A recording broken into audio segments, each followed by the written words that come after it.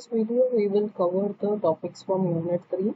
So here the first part of the Unit 3 is on strings. Under strings, our agenda is to cover all these topics. So first understand what is a string. So string in C is nothing but it's an array of character. So it's a collection of individual array elements or characters. So if I say array, the thing is the elements are stored in contiguous memory location. So for example, you have a character array. So character array, since it's a character, you should use single quote, and within the single quote you specify the letters, or I can even use a double quote.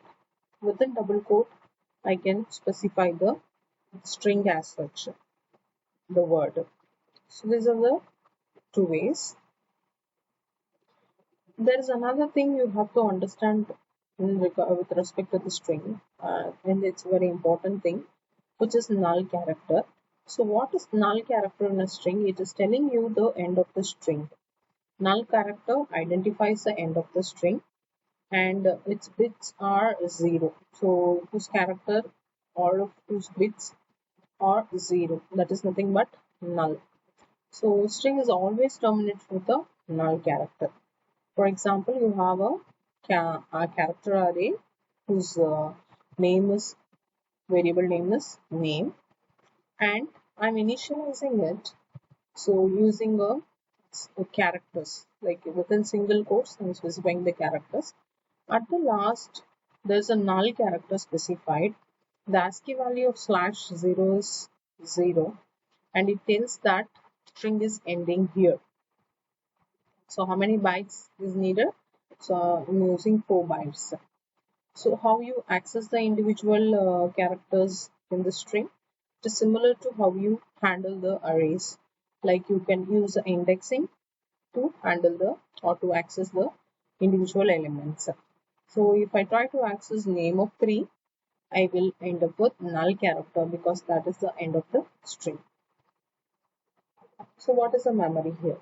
So for size of EC, each is a character data type. So it holds 1 byte of memory. It needs 1 byte of memory. So I have 3 characters in total.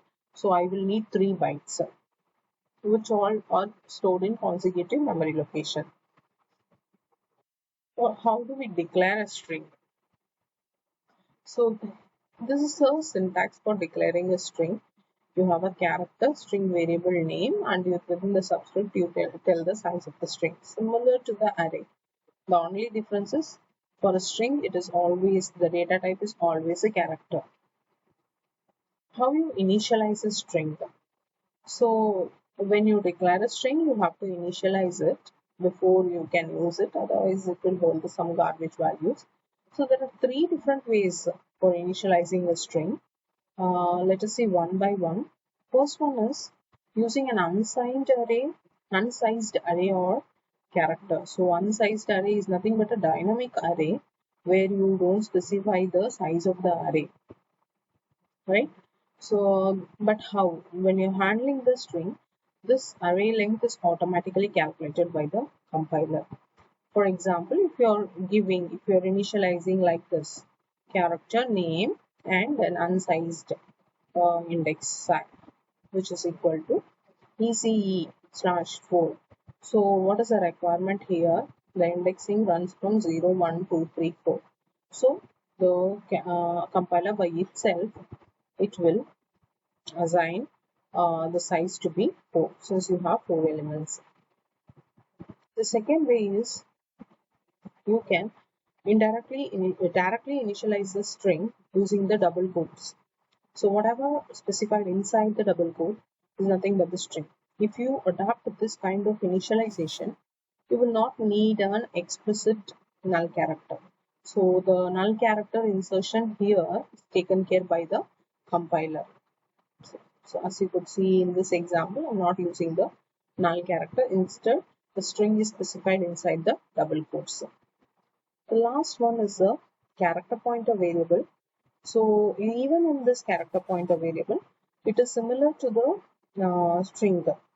string declaration, how you use the double quotes. and the null character is also appended automatically by the compiler. So you have a character star name which is within double quotes you are specifying the string. So these are the three ways of initializing the string.